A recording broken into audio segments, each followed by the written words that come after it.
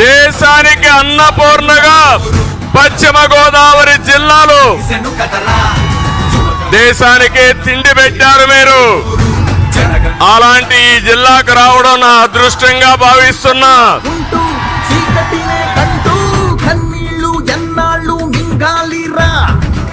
ఈరోజు ఈ జిల్లాలో ఏ రోడ్డైనా బాగుందా తమ్ముళ్ళు అని మిమ్మల్ని అడుగుతున్నా. ఏ కాలువైనా పూడికి తీశారా అని మిమ్మల్ని అడుగుతున్నా. ఏ డ్రైనేజీలైనా పూడికి తీశారా అని మిమ్మల్ని అడుగుతున్నా. వ్యవస్థల్ని సర్వనాశనం చేశారు. తెలుగు జాతి స్వర్ణ యుగం కోసం,